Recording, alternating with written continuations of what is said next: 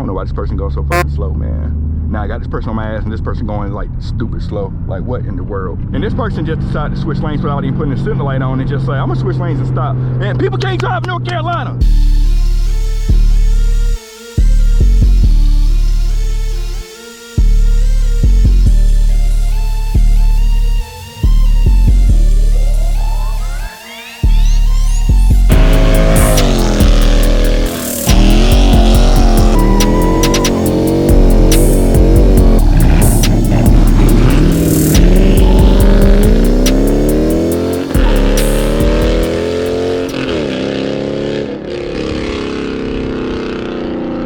What's up, guys? Welcome back to the channel, man. Thank you all for tuning in and clicking on this video. For my new viewers, I appreciate you guys tuning in for your first time. Make sure you check out some of my old videos, like, comment on those videos, and most importantly, subscribe to the channel. For all my returning viewers, appreciate you guys for rocking with your boy, support me and doing all that stuff, man. Y'all are real MVP. Thank you, man. Let's go ahead and drop into the topic of today's video. You see the title? You see the thumbnail? No clickbait or cap on this channel, man. You know how we get down all 2021. We're not gonna stop with that. So the horsepower wars has been big time crazy the last couple years, and manufacturers out here pushing cars with 600, 700 horsepower from the factory that can do crazy, amazing things. And so in today's video, what we're going to talk about, what is the best muscle car to buy in 2021. Now, the only cars we're going to focus on in this video are going to be the top tier muscle cars. We're talking about your GT500s, we're talking about your Z01s, we're talking about your Hellcats. Let me take you on a ride with me and let's talk about it, man. So let's go. Yes sir, you already know where we at, man. You already know where we at. We are in the garage, we're in the car. We about to, you know, pull off, but first let's get that little starty start for you guys here.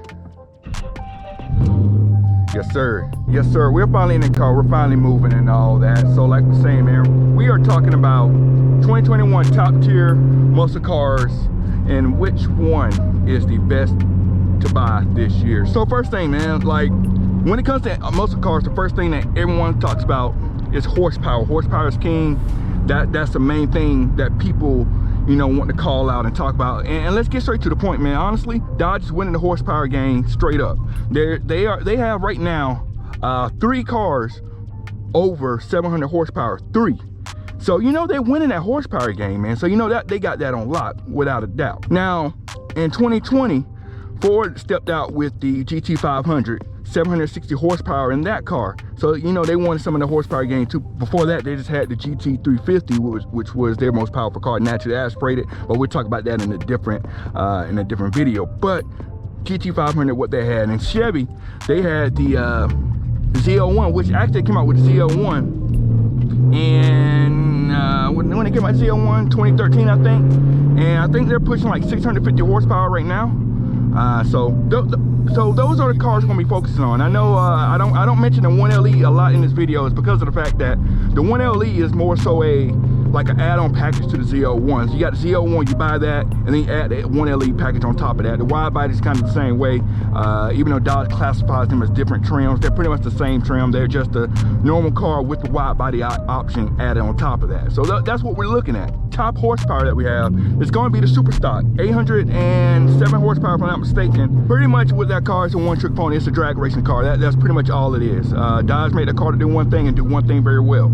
And following that, yeah, the GT500 with 760, like I mentioned before. Now GT500 is a little bit more versatile if you ask me. I don't think it's the best in any category, but it can do all categories pretty well and decent. We're talking about in this video another thing that a lot of people don't tend to think about. I mentioned this in one of my previous videos before that I made last year, as far as like horsepower per dollar, well actually dollars per horsepower.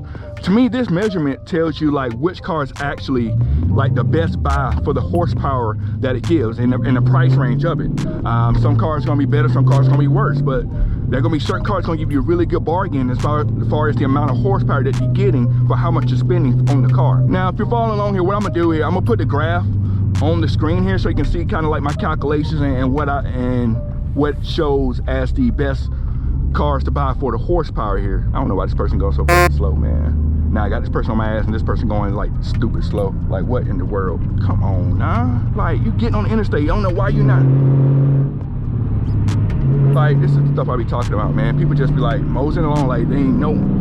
I ain't got nowhere to go. Okay, we gone.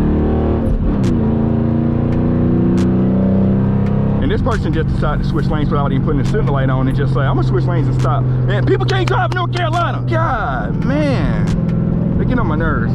I'm sorry for getting angry, people. It pisses me off when I'm trying to drive and get somewhere and people are just lollygagging and taking their sweet time. That does not make me a happy person. I apologize. Now back to what I was talking about. So like I said, I put the graph up here for you guys to show kind of like the breakdown of each of the cars. On the graph, you'll see the MSRP of the car. Now this is just the base price of the car. Now depending on how you option it off, it will make the car more expensive, of course, because extra stuff ain't free, extra toppings ain't free, you know? So it's gonna make the car more expensive. Also on there I got listed is the horsepower that the car has at the crank. We ain't gonna go into wheel horsepower, nothing like that. We're talking about crank horsepower because that's what they advertise, right? Of course, people just want to, I'm just gonna switch lanes for no reason. And it's a CTSV, so I really can't do shit about it. I can't do anything about it, guys. I'm sorry. As much as I want to, I want to do something about it, but I really can't. He just cut me off for no reason. But I am gonna get in this other lane over here, and I'm gonna switch before he gets there. Gotta be a little quicker than that. He might be faster than me, but and he just gonna get in behind me and tailgate me.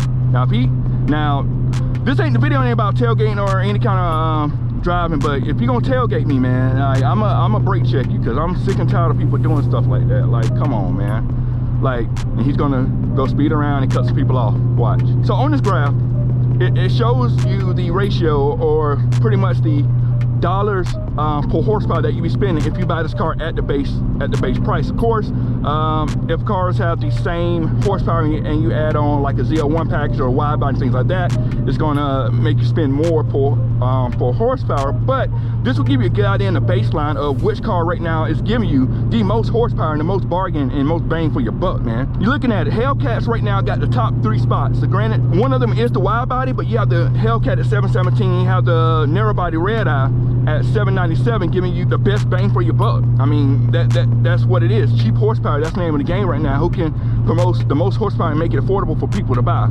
If you cut me off, we're gonna have some problems. Straight up. No cap. If you smell what I'm cooking. I got places to be, man. So if you look at a Hellcat, like I was saying, man, $82 per horsepower is the lowest that you got. If you kind of look all the way through the graph, the highest one is going to be the Super Stock at $102 per horsepower. Granted, I mean, you increase the price by a good much, but you don't really increase the horsepower by too much over the Super Stock. That's why you got that big disparity between the red eye and the Super Stock there when it comes to the horsepower per dollar. So I'm not gonna go through the list there, but you see the list on the screen there as far as what I feel is going to be your best bargain for the horsepower that you're going to be getting. You can have all the horsepower in the world, but if your car weighs a lot, Dodge, and I know I sound like I hate them, but it's the truth. If your car weighs a lot, you are going to need, I want to get my hat here, you're going to need a good bit of horsepower to move it, right? So granted, Dodge is winning the horsepower wars, they're also winning the weight wars. When things are heavy, the Z01 is going to be the only one under 4,000 pounds. The GT500 is going to be 4,200 pounds. People don't say a lot about the GT500 weighing a lot, but the GT500 is a boat itself. It's a little bit lighter boat, but that thing is a boat, man. You know, and we know how Dodge run. Dodge is going to be the heaviest out the gate. So that's a weight thing. Now, as far as horsepower to weight ratio, that's a whole nother video, man. We're not going to get into all that. That's a lot of calculations to figure out which one has the best horsepower to weight ratio, which is going to be really the telltale sign of what the car is going to be the best. But they're all really going to depend on what you're going to be using these cars for. The most practical, I know when we're talking two-door muscle cars, practicality does not come, it's not a topic of discussion. It's just horsepower and weight, man. But practicality is a big thing here, because a lot of times that could make kind of change your mind depending on which car is going to be best for you.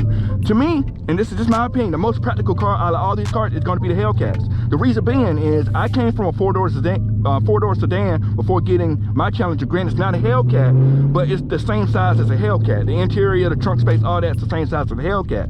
So the Hellcat's gonna be the most practical. Like you can go on a road trip in your Hellcat and put stuff in the trunk and have a lot of space back there.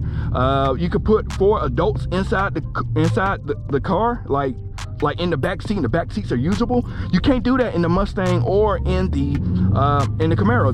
The back seats aren't usable, and the trunk space is not that big. Those cars was not designed to be was not designed with space in mind. They were designed with performance in mind. Not saying Dodge wasn't. That's why Dodge is pumping out a lot of horsepower, because they needed to overcome it. And like I said before, weight may or may not play a factor, but because of the space that the Dodge cars and the Hellcats have, more space, more weight, simple. The best performance is going to be the best performing car.